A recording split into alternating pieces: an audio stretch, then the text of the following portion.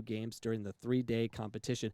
This is unacceptable. They spread the disease everywhere. California came over here with their lockdown restrictions, which we're hearing that it's dangerous to be locked down because it spreads more, maybe, hypothetically, I think. Who knows? Just an opinion of a hypothetical opinion. 10 sites across the valley hosted a total of 732 games during the 3-day competition, with thousands of kids and their families, plus administrators and spectators, coveraging on fields around the valley. Enforcing safety protocols became a major concern. They were enforcing it. They were enforcing it with a stick. Just slapping people. Do what you're told. Do what you're told.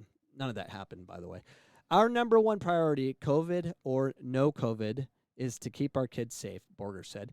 Number two priority is getting our kids back to playing soccer. The third priority has the convenience to our parents. The parents had to make some sacrifices. Those sacrifices including wearing a mask that don't work. Hypothetically, don't work.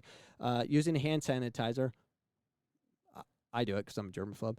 Physically distancing and watching the game while remaining much further from the on-field action than normal. What's the point? It's airborne. It's going to get us all. City of Mesa protocols forbade non-participants from entering facilities during competition. I like this one. So I take my son to play a game in Mesa, and we weren't allowed in because that's going to keep everyone safe. So we hovered around the fence because we weren't allowed in, and it was just packed.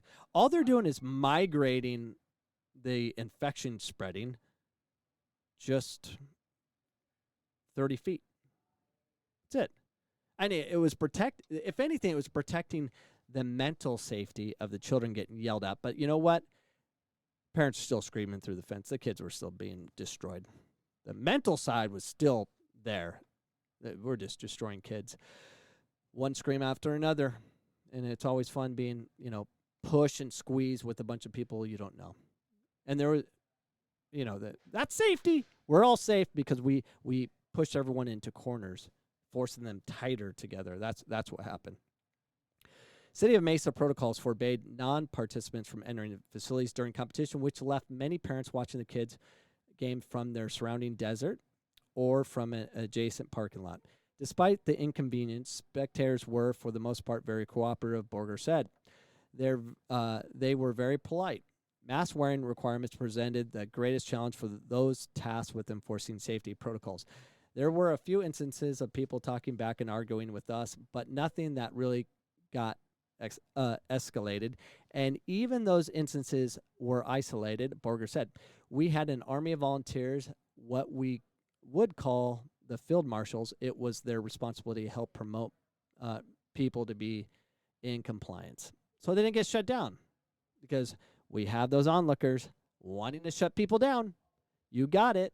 That's what their job is to be a Karen and complain.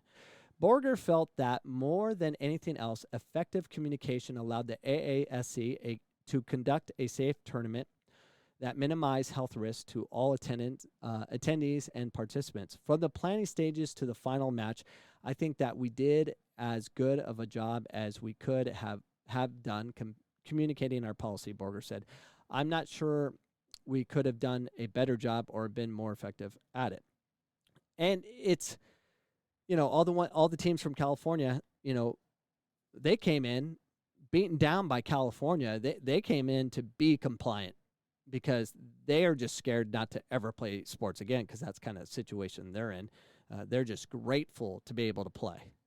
And for the ones watching on my YouTube channel, I hope you enjoyed that segment. If you did, please subscribe to get my content 5 days a week.